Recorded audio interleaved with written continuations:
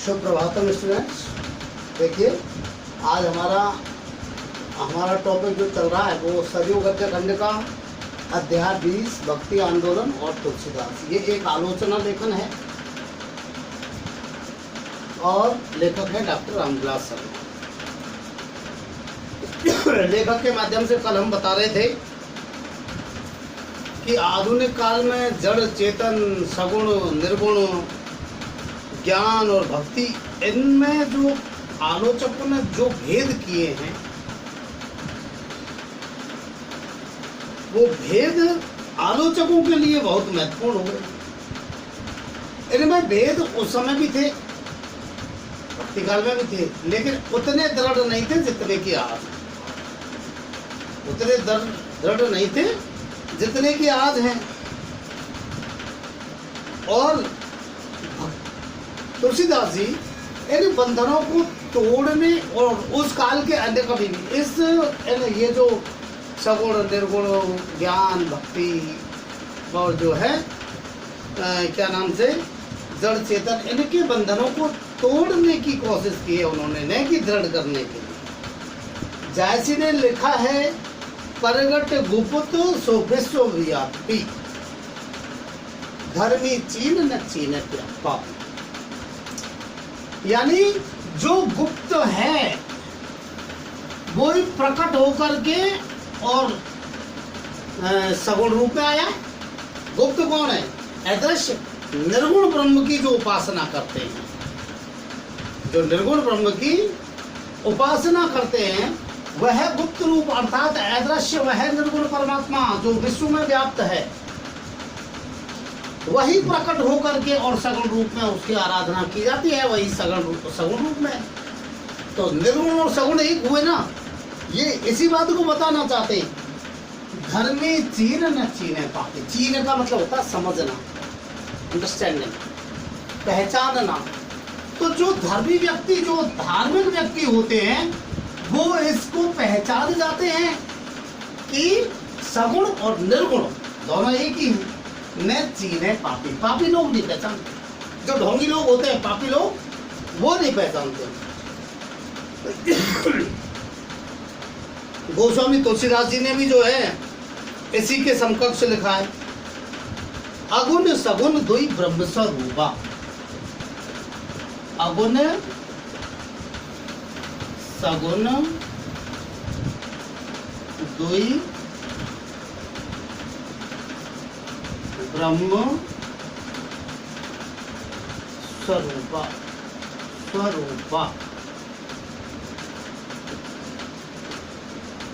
अगुण सगुण दुई ब्रह्म स्वरूपा, अकथ अगाध अनादि अनूपा। अकथ अगाध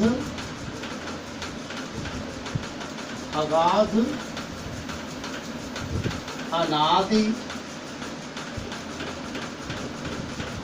अनूपा।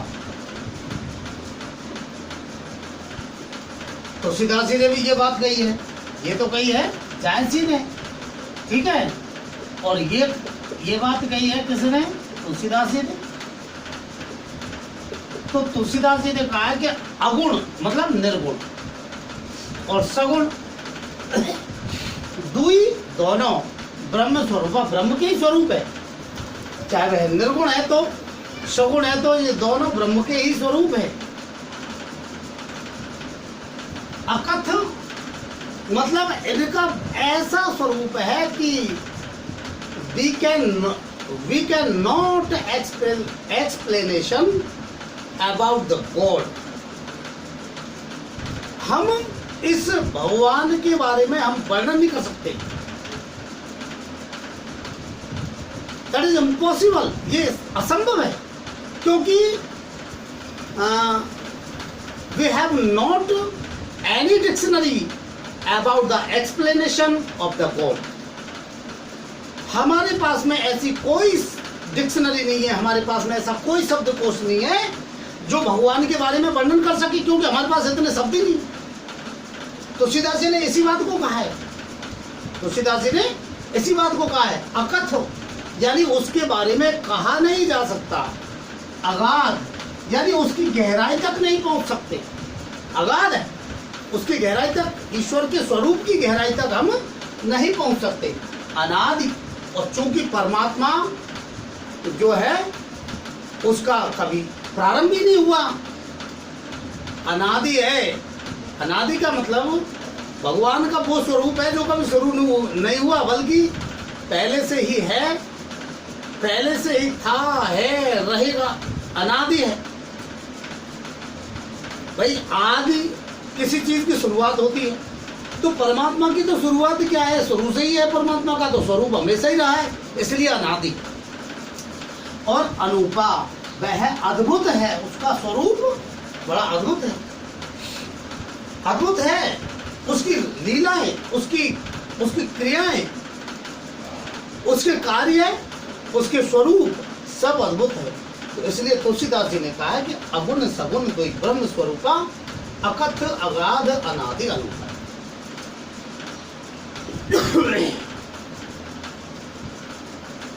एक दारुवत देखिए, एक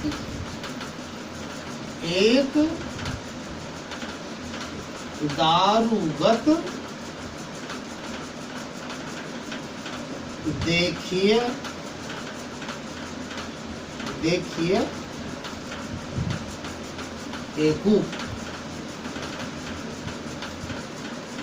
एक दारुवत देखिए एकू, पावक सम जुग ब्रह्म विवेक। पावक सम जुग ब्रह्म विवेक, ब्रह्म विवेक। देखिए ये बात कबीरदास जी ने और कही है, ये जो दूसरी चौपाई में है, तुलसीदास जी ने जो बात कही है ना, कि एक दारुवत देखिए, हम लकड़ी को एक रूप में देखते हैं कि ये लकड़ी है। दारू लकड़ी से कहते हैं, और दारू शराब को भी कहते हैं, ठीक है ना, तो छोटे रूप और बड़े रूप का। तो एक दारुवत देखिए एक, तो हम जो है एक रूप में हम लकड़ी को देखते हैं, लकड़ी को देखते हैं, ठीक है। केवल हम देखते हैं कि ये लकड़ी है, यूं ही कहेंगे कि ये क्या है, कि लकड़ी है। लेकिन उसमें जो अग्नि तत्व है उसको तो हम पहचान नहीं पाते। लकड़ी में अग्नि तत्व होता है। देखिए चौपाई बता दूं, फिर बताऊंगा मैं। पावक सम जुग ब्रह्म विवेकु, तो पावक यानी अग्नि के समान, जुग यानी दोनों, ब्रह्म और विवेक, ब्रह्म में। तो वह ब्रह्म जो है पावक के समान है उसमें, मतलब जिस प्रकार से लकड़ी में अग्नि तत्व होता है,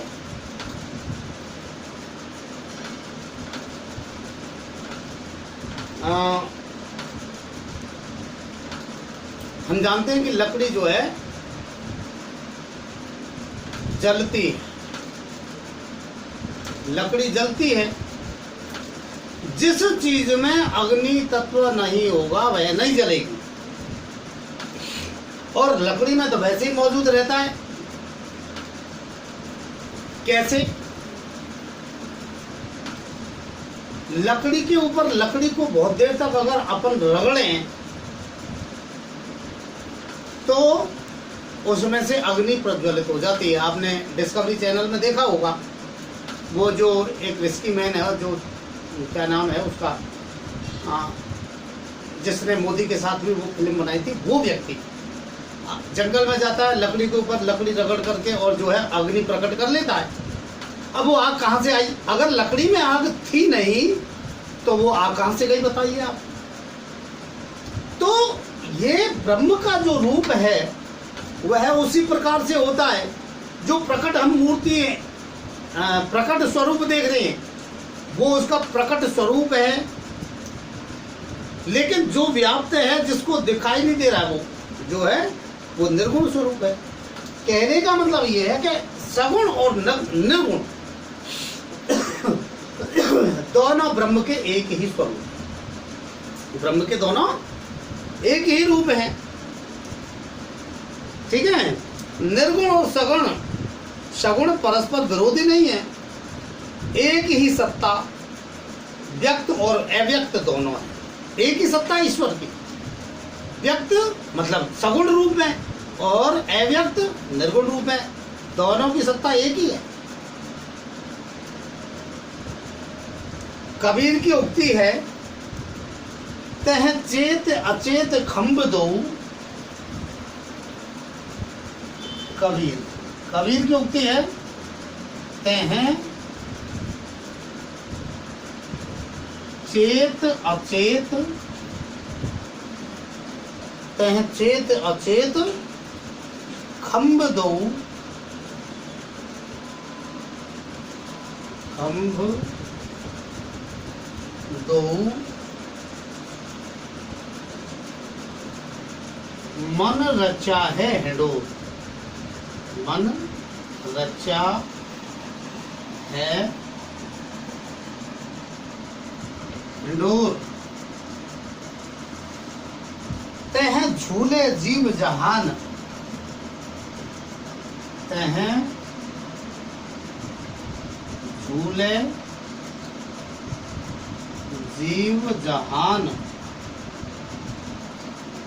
तह झूले जीव जहान, जह कतहु नहीं थिर ठोर। जह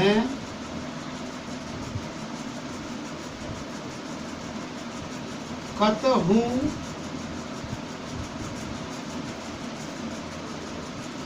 नहीं थिर ठोर,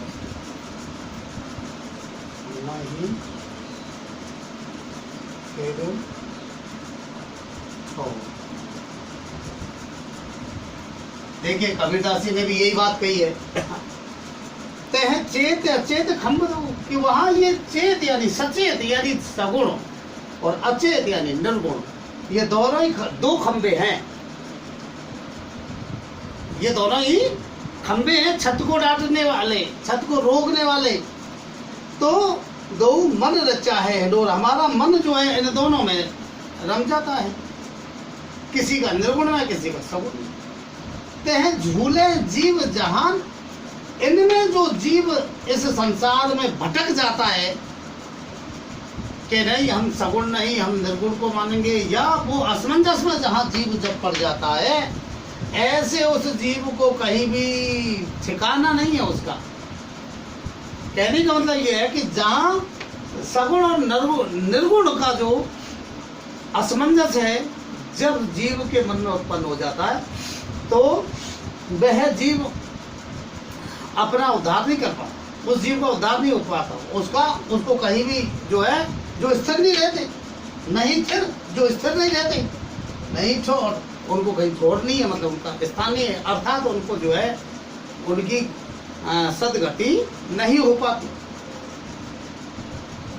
तो कभी जैसी तुलसी कि एक सामान्य दार्शनिक भूमि है, इनकी सोच एक है, जबकि आप देखते हैं कबीरदास जी निर्गुण भक्त कवि थे, जयसी भी निर्गुण भक्त कवि थे, तुलसीदास जी सगुण भक्त कवि थे, इनकी सोच सबकी है,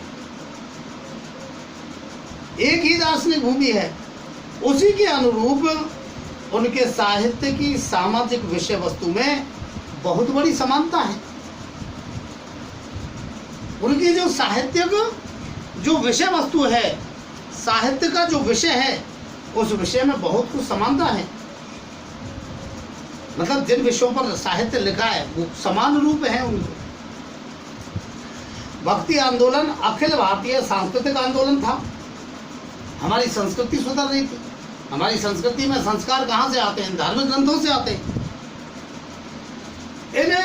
इस आंदोलन की श्रेष्ठ देन थे तुलसीदास। इसी भक्ति आंदोलन की श्रेष्ठ देन के रूप में हमें तुलसीदास जी प्राप्त हुए। आप सोचिए, आप विचार करिए, तुलसीदास जी नहीं होते, उन्होंने ये सारा ग्रंथ जो रामचरितमानस, विनय पत्रिका, रामलला नेतु, गीतावली, दोहावली, हनुमान बाहु को, और भी जो है रामाज्ञा प्रश्न, और ये जो सारी इतनी रचनाएं लिखी हैं भक्ति काल में उनका योगदान नहीं होता तो क्या होता?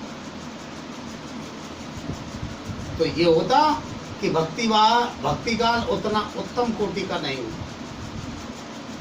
हमारी संस्कृति में जो संस्कार इतने अच्छे उन्होंने रामचरितमानस के माध्यम से दिए हैं, शायद उनका अभाव रहता तो वो श्रेष्ठ देन है भक्ति काल की। उन्होंने निर्गुण पंथियों और सगुण मतावलंबियों को एक किया। उन्होंने वैष्णवों और शाक्तों को मिलाया।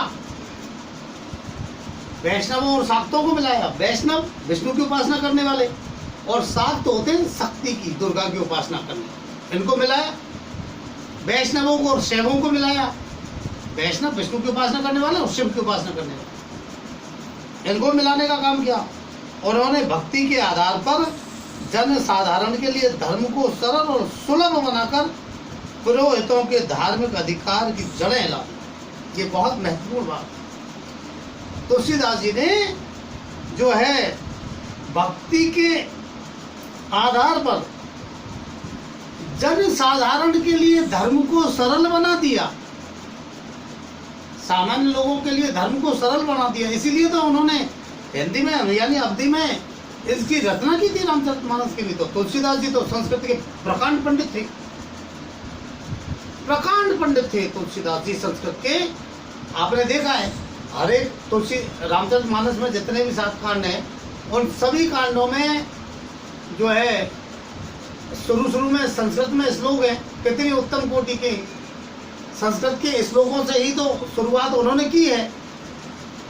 वर्णनाम संगनाम रसानाम संसामुखी मंगनानाम चकटारो वंदे वाणी बनाको भवानी शंकरो वंदे शुद्धा विश्वास रूपो याभ्याम बिना पश्यन्ति सिद्धा शांतमिस्पविश्वर वंदे बोधमयं नित्यं गुरुं शंकर रूपम यमासतोई बक्रोपि चंद्र सर्वत्र वंदते सीताराम गुणग्राम पुण्यारण्य गाने वंदे विश्वविद्यालय। संस्कृत के श्लोकों से, लेकिन संस्कृत में ही वे अगर लिखते तो आम जन के लिए वो रचना उनकी इतनी सरल बन नहीं हो पाती, आम जन उसको समझ नहीं पाता, इसलिए उन्होंने हिंदी में लिखा। तो धर्म का मार्ग आम जन के लिए, साधारण जन के लिए उन्होंने खोल दिया। तो इसी से पुरोहित जो ये मानते थे कि धर्म पर हमारा ही अधिकार है, सामान्य लोगों का अधिकार नहीं है, इन पुरोहितों की जड़ हिला दी उन्होंने। तो तुलसीदास मानवीय करुणा के अन्यतम कवि हैं। मानवीय करुणा को उन्होंने दिखाया। उनके राम दीनबंधु हैं, उनके जो आराध्य हैं श्री राम, वो दीनों के सहायक हैं। सबरी, केवट, गिद्धरा, जटायु और भी कितने ही कोल किरात जो थे जिनके ऊपर उन्होंने दया की, दीनबंधु है। सबरी गीत सुसेवकनी सुगति कीन रघुनाथ। सबरी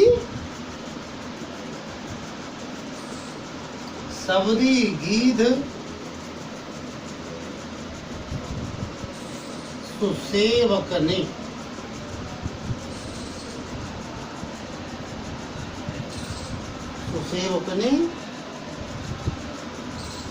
सुगति कीन रघुनाथ। सुगति कीन रघुनाथ। मैंने अभी आपको बताया, उन्होंने स्पष्ट लिखा है तुलसीदास जी ने। सबरी, गिद्धरा, जटायु आदि जो सुसेवक थे, उनकी उन रघुनाथ ने सुगति कर दी, मतलब उनका उद्धार कर दिया, स्वर्ग को पहुंचा दिया। वनवासी कोल किरात राम के दर्शन से प्रसन्न होते हैं। आभीर, जवन, किरात, खस, स्वपच आदि ये जो जंगली जातियां थी, सभी राम के स्मरण से मोक्ष लाभ करते हैं। गोस्वामी तुलसीदास ने राम को उपास्य मान करके आस्था का भवन निर्मित किया। राम की उपासना की और राम को उपास्य मान करके ही अपनी आस्था का भवन उन्होंने तैयार किया था। भगवान के प्रति आस्था व्यक्त की थी राम को उपास्य मानकर। किंतु कष्ट सहते सहते एक बार तुलसीदास की आस्था भी डिग गई। उन्होंने क्षुब्ध होकर लिखा था, क्या लिखा था कि यौन कछु, कि यौन कछु करिबो न कछु,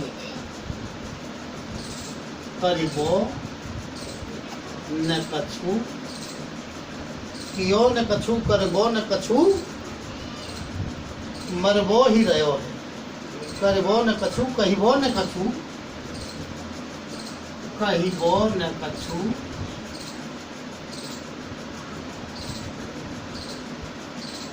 मरिबो ही रहो है, मरिबो ही रहो है। इस प्रकार से वो एक बार दुखी हो गए। अब इसका अर्थ समझा दूं तब थोड़ा समझाऊंगा। कुछ भी नहीं किया, कुछ कर भी नहीं पाया, कुछ कह नहीं सका, और केवल मेरा जीवन मरने में ही निकल गया। मरना ही है, यानी कि जीवन में केवल मुसीबत ही मुसीबत झेली। और really you know that Tulsidas ji is the struggle person, was the struggle person। Tulsidas ji एक संघर्षशील व्यक्ति थे। उन्होंने जीवन भर संघर्ष किया था, जन्म से लेकर के और मृत्यु तक उन्होंने संघर्ष से संघर्ष किया था। परिवार का सुख उन्हें मिला ही नहीं। और इसके अलावा जो पुरोहित आदि थे उन्होंने भी उनको परेशान किया। जब वो जो है पढ़ लिख करके विद्वान ज्ञानी बने तो उन्होंने भी परेशान किया।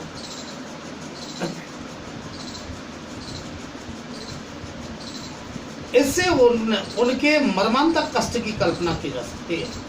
इससे ये कल्पना की जा सकती है कि अंत में उनके हृदय में कितना जो है कष्ट था, उनके हृदय में मर्म में कितना कष्ट था।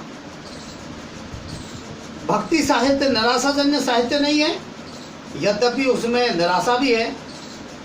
यह स्थापना कि मुसलमानों के शासनकाल में पराधीनता के कारण लोग भक्ति और निराशा के गीत गाने लगे।